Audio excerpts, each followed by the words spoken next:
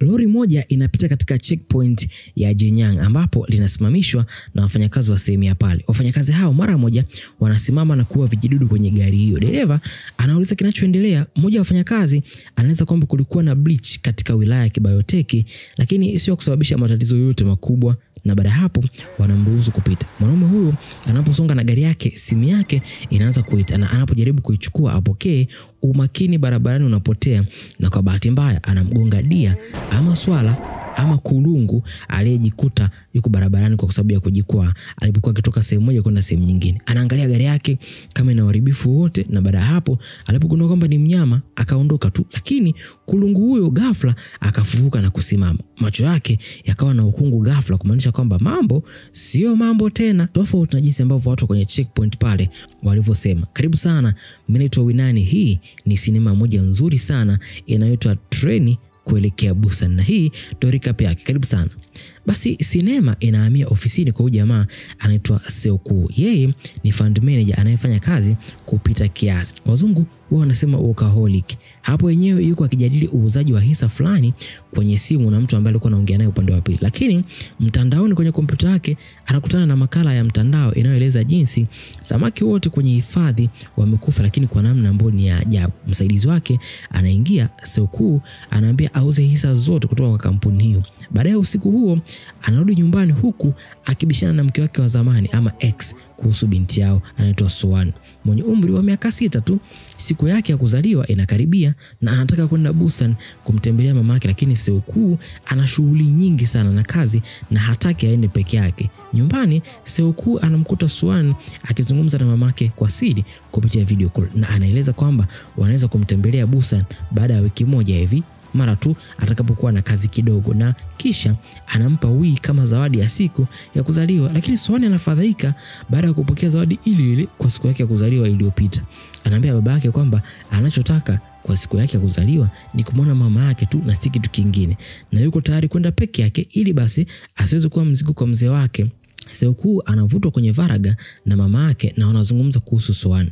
Anaambia kwamba anapaswa kwenda Busan haraka iwezekanavyo na kuzungumza na mke wake wa zamani basi waweze kurudiana, ingawa kwamba anaweza kuwa na shughuli nyingi. Huu ni wakati muhimu sana kwenye maisha ya Swan kuwa na wazazi wake. Kisha anamuonyesha Seoku video ya binti yake shuleni wakati Swan alipojaribu kuimba wimbo unaoitwa Aloha Oi, ambao ni wimbo wa mahusiano, lakini baada ya muda ukawa kama wimbo wa kumtakia mtu kila laheri ulioimbwa na msanii Queen Lily mwaka 1878. Swan akiwa anaimba alipatwa na hofu hapo jukwani kwa sababu baba yake hakuwepo kwa ajili yake, ikionyesha namna gani anavyompuuza Swan. Hivyo baada ya hayo Seoku anabadilisha mawazo yake na kuamua kumpeleka Swan hadi Busan kwa treni ya KTX. Sasa wakiwa kwenye gari kuelekea kituo cha Seoul kupanda treni, Seoku anajaribu kutoa somo la maisha kwa mwanae kutokana na ile video. Anaambia ukianza kitu ni lazima ukimalize mwanangu, lakini kidogo agonge gari la wagonjwa lililokuwa likimpita kwa kasi kwenye njia pana. Gari la wagonjwa linafuatana na msafara mzima wa magari ya dharura, na Swan anagundua jengo refu lililokuwa pale mjini lilikuwa linawaka moto na kusababisha majivu kuelea kote katika anga. Wamefika kituoni, treni KTX 101 inajiandaa kuondoka. Wakati conductor Seokyong akifanya maandalizi ya mwisho, abiria wanapanda kwenye treni wakiwemo Seoku na Sochan, timu ya baseball inayoelekea kwenye mchezo wa ugenini ambao wanashangilia wakati mwanafunzi mwenzao Kim Jin Hee anapowasili akiambia kwamba yeye ndio cheerleader wao ili tu kumuona Min Young-guk ambaye ni crush wake. Na kina mama wawili wazee, mmoja anaitwa Jong-gil na mwingine anaitwa In-gil, nao ni abiria humo katika treni hiyo ya KTX 101. Hata hivyo treni inapoondoka, mwanamke aliyejeruhiwa anaingia ndani ya treni kabla ya mlango kufungwa ili kujificha bila kutambuliwa na wafanyakazi wa pale kituoni. Swan ghafla anamuona mhudumu wa kituo akikabiliwa na mwanaume kwenye treni.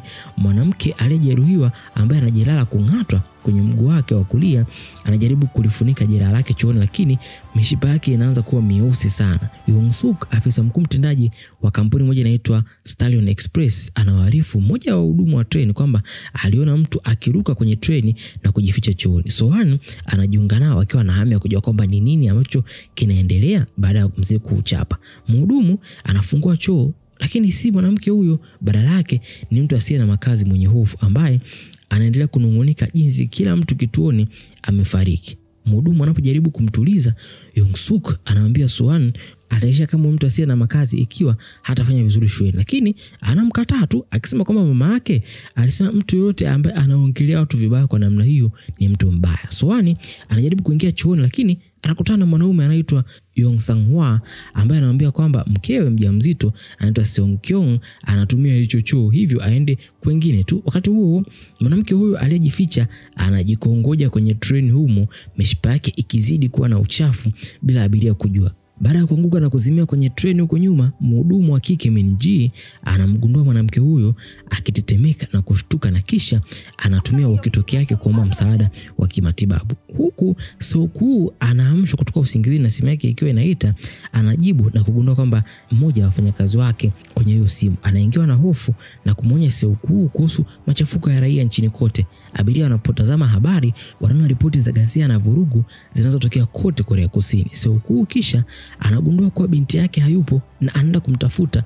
Mwanamke huyo aliyejificha anafufuka sasa akiwa kama zombi wala si kama binadamu wa kawaida. Wakati Min-ji anapogeuka anaisha kushambuliwa na kuambukizwa. Pamoja na wachezaji kadhaa wa baseball nao wakaambukizwa. Machafuko yanatokea ndani ya treni, huku mhudumu mkuu akiwahimiza abiria kuelekea mbele, lakini anakamatwa na kuuawa na Min-ji, huku akimtahadharisha mwanamke aliyelala kukimbia. Seok-woo na Soan wanashuhudia zombi wakishambulia treni na kukimbilia mbele. Sang-hwa na mke wake kijacho ambaye anaitwa Seong-kyung pia wanaona mauaji hayo yote yanapotokea. Abiria waliobaki wanaofika kwenye bewa namba 8, Young-suk anawaamuru Seok-woo kufunga mlango ili kuwazuia mazombi wasiendelee kuja. Anafanya hivyo, lakini anawafungia Sang-hwa na Seong-kyung nje wakimfunga zombi chooni. Kwa bahati nzuri Sang-hwa anamshinda Seok-woo na kufungua mlango, jambo linalofanya yeye na mke wake kuingia ndani na kufunga mlango wakati kundi hilo linapowafikia, yani la mazombi. Baada ya uchunguzi zaidi, abiria wanagundua kwa mazombi wamepoteza fahamu, hivyo hawajui namna ya kufungua mlango usiofunguliwa. Young-suk kisha anafunika mlango huu kwa magazeti na kusababisha mazombi kutulia kwa sababu walikuwa hawaoni watu. Sang-hwa anamkamata Seok-woo na kugombana naye kwa kumwacha yeye na mkewe waweze kufariki, ambapo Seok-woo anajibu kwamba maisha ya kila mtu ambaye tayari alikuwa salama ilikuwa muhimu zaidi, kwa hiyo kwa sacrifice wachache sio shida. Conductor Seok-kyung anatangaza kupitia simu ya mkononi kwamba kutokana na maagizo kutoka kituo kikuu cha udhibiti KTX 101 haitasimama katika jiji linalofuata. Seok-woo kisha anapokea simu kutoka kwa mama yake ambaye anamwambia kwamba kila kitu nyumbani kiko katika machafuko. Anamwomba amtunze Soan kabla ya kugeuka kuwa zombi kupitia simu. Yani katika simu watu wanaongea kabisa, anamsikia mama yake kinabadilika kuwa zombi. Seok-woo anachagua tu kutokumwambia Soan ili kutokuleta taharuki kuhusu maambukizi ya bibi yake. Treni inapopita katika kituo kinachofuata, abiria wanaona kwamba jiji tayari limejaa watu, huku abiria wakiomba msaada na kugonga madirisha kabla kushambuliwa na kuambukizwa na mazombi. Afisa wa serikali kwenye habari anaeleza jinsi ghasia na vurugu zinavyotokea katika miji mikubwa ya Korea Kusini na kwamba wilaya nyingi kubwa zimewekwa karantini. Manusura wanaangalia simu zao na kugundua kwa video za ghasia hizo pamoja na #zombies zinavuma kwenye mitandao ya kijamii sana. Afisa huyo anatangaza hali ya hatari ya kitaifa na kuamuru raia kujitenga majumbani mwao na kutoamini habari yoyote ile ambayo haijathibitishwa na serikali. Abiria wanapojiandaa kwa safari inayoendelea, Soan anamwambia baba yake kwamba hawezi kuwasiliana na mama yake. Anapojaribu kumpigia simu tena, Soan anamwachia kiti chake mzee. Baba anamwambia asiwe mkarimu kwani watu wanahitaji kujitunza wao wenyewe zaidi katika muda huo. Conductor kisha anatangaza kwamba treni itasimama katika sehemu inaitwa Daejeon, ambapo kituo cha ukaguzi cha kijeshi kimeweka kambi maalum hapo na kitawapeleka raia katika mahali salama zaidi. Hata hivyo, huku Young-suk akipiga simu ili kuangalia ni mji gani ambao uko salama zaidi, Daejeon haipo kwenye hiyo orodha. Seok-woo anamsikia na anampiga simu mwenzake aliposema kwamba watawekwa karantini, hivyo anajitolea kumsaidia pesa ndefu katika siku zijazo ikiwa kama yeye pamoja na mwanae wataweza kuepuka karantini. Mwenzake anakubali na anawaagiza waelekee kwenye uwanja wa mashariki treni itakapofika, ambapo baadhi ya wanajeshi watakuwa wakiwasubiri kwa amri yake. Wakati huo Soan anazungumza na Sang-hwa na Seong-kyung, ambapo anaomba msamaha kwa tabia ya baba yake na kueleza kazi yake kama fund manager. Sang-hwa anaonyesha dharau ya waziwazi kwa Seok-woo na kumuita mnyonyaji wa damu ama kausha damu, jambo ambalo Soan kama mtoto wake hata mtetei. Treni inafika katika kituo cha Daejeon ambacho kimeachwa kabisa. Abiria wanashuka na kuelekea kwenye uwanja mkuu, lakini Young-suk anawavuta Seok-young na mhudumu wa treni Kichul kando, anawajulisha kwamba Daejeon si salama kabisa na kwamba lengo lao kuu linapaswa kuwa kuelekea Busan, ambayo ni mojawapo ya miji ya mwisho iliyosalia nchini Korea Kusini. Anadai behewa zilizoathiriwa ziondolewe kutoka KTX, ibaki tu mabehewa ambayo yako salama. Lakini Seok-young anasema kwamba haiwezekani, watu hao wanaamua kuelekea Busan, lakini kondakta anasisitiza kwamba ni lazima wataondoka na wote ambao wamenusurika kwenye treni hiyo.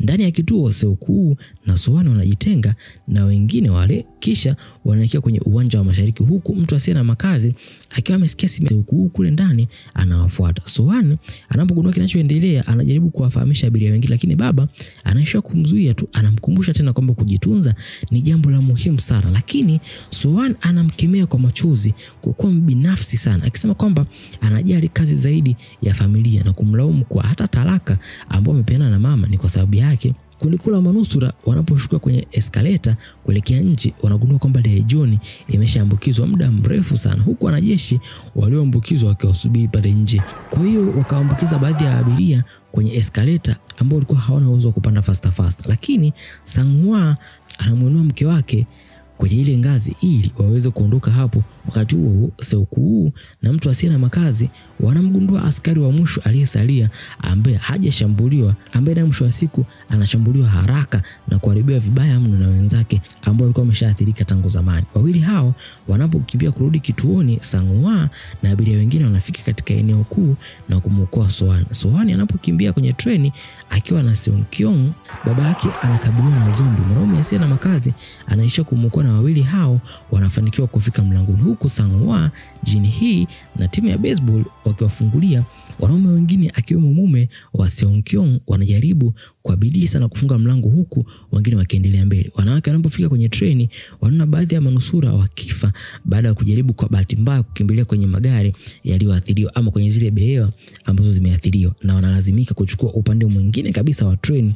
Muda mfupi baadaye, zombi wanafanikiwa kuvunja madirisha kwenye ghorofa ya juu na kufunga kwenye pala treni, wakitua kituoni na kuwatafuna manusura ambao walikuwa bado wako nje. Soan, In-jil, Seok-young na mwanaume asiye na makazi wametenganishwa na wengine na kulazimishwa kujificha nyuma ya treni, huku Jung-gil na Jin-hee wakifanikiwa kufika mbele. Treni ikiwa imezungukwa na mazombi, Young-suk anamwamuru Kichul amwagize kondakta ama yule ambaye anaendesha treni aweze basi kuliondoa zali waweze kwenda zao Busan. Jin-gil anapinga akisema tukifanya hivyo wakina Seok-woo, Sang-hwa na timu ya baseball yote watafariki, lakini Young-suk anamnyamazisha na kutumia cheo chake kumfanya Kichul atii. Wanaume hao wanafunga mlango na kukimbilia kituoni.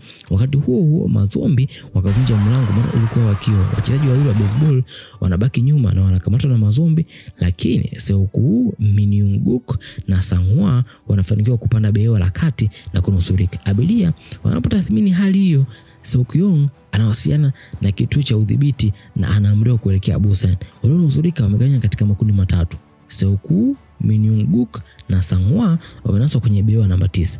Mwanaume asiye na makazi na mwanamke mmoja wamejifungia kwenye choo cha behewa la 13, huku mazombi wakijaribu kuingia kwa nguvu na wengine wanabaki mbele ya treni. Abiria walio kwenye behewa la mbele wakitumia vizima moto kuficha mlango. Tena Min Young-guk anampigia simu Jin-hee na kufichua kwamba wao ndio wachezaji pekee wa mwisho waliosalia wa timu ya baseball, wakiwa wameumia sana kutokana na vifo vya marafiki zao. Seok-woo, kutokana na wema alioonyeshwa na maneno ya mwanae Soan, anaamua basi kuanza kujali watu wengine zaidi, na yeye na wanaume wengine wanakubali kuokoa wanawake katika kile choo ambacho walikuwa wamekaa, afu mazombi wanataka kuingia. Wakiwa wamejihami kwa silaha, kundi hilo linafanikiwa kupigana kupita mabehewa mawili kabla ya kuzidiwa na la tatu. Lakini kabla mtu yote kuumwa, treni inapita kwenye andaki na kusababisha mazombi kutulia mara moja, maana walikuwa hawaoni tena.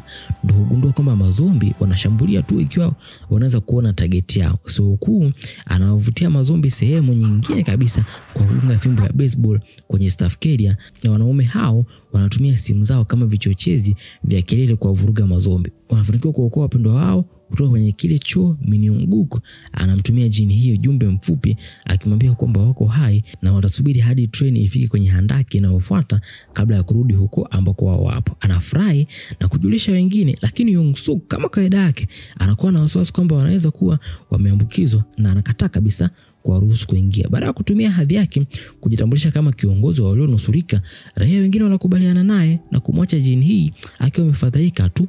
Walionusurika nyuma kule wanaanza kutambaa kupitia raki za mizigo ama staff carrier hivi kuwapita mazombi, lakini treni inatoka kwenye handaki na mtu asiye na makazi kwa bahati mbaya anakanyaga kopo tupu la soda, hivyo inawataarifu mazombi kwamba watu huku. Kundi hilo linajaribu kuzuia mlango, lakini mazombi wanafungua dakika za mwisho na wanaume hao wanajaribu kufunga kwa nguvu.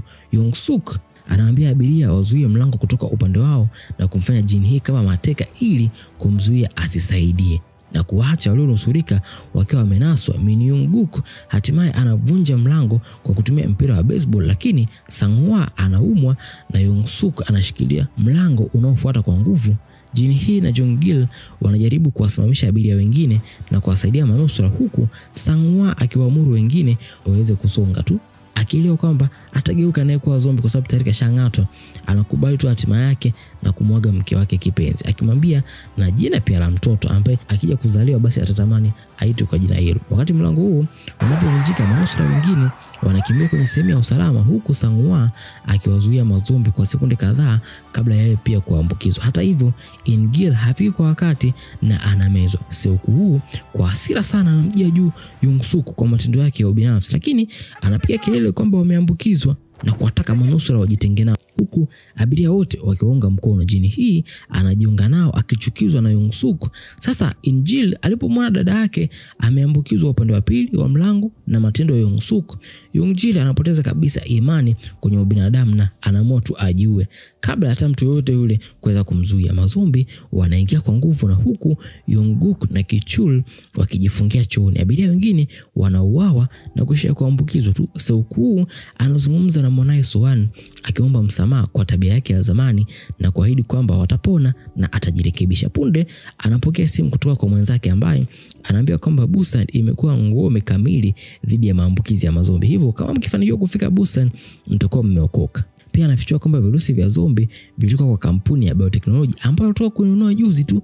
Seok-woo anaomboleza sana akiamini kwamba yeye ndiye ambaye anahusika na maangamizi haya. Hatimaye KTX 101 inafika katika kituo kinachofuata ambacho kimezingirwa na magari ya treni yaliyogongana. Seok-young anaeleza abiria kwamba ataelekea nje na kutafuta treni mpya ambayo anaweza kuipanda kuelekea huko Busan, maana hawezi pita pale. Sasa wakati wale waliobaki wanapoelekea kujiunga naye, Seok-young anafanikiwa kupata treni na kuiwasha kuifanya iwe active kwa ajili ya safari. Young-suk anatoroka treni baada ya kumlazimisha Ki-chul kuingia kwenye kundi na kumuua, lakini treni nyingine inagonga KTX 101 na kuiangusha pembeni na kuwatenganisha waathirika. Young-suk kisha anamwacha Min Young-guk na Jin Hee kwa mazombi ili yeye basi aweze kupona. Wanawakabili, lakini Jin Hee anaisha kung'atwa tu, huku rafiki zake wote wakiwa wamefariki. Min Young-guk anakata tamaa kabisa ya maisha, kwa Jin Hee alipomgeukia wala hakataka kupambana naye na mwanamke huyu anamtafuna. Wakati mwanzoni alikuwa ni crush wake. So-won anamwamsha babake aliyepoteza fahamu, kisha anagundua kwamba wao pamoja na kina Seok-young na mtu asiye na makazi wamenasa chini ya treni iliyoanguka, huku mazombi wakijaribu kuvunja madirisha yaliyo juu yao.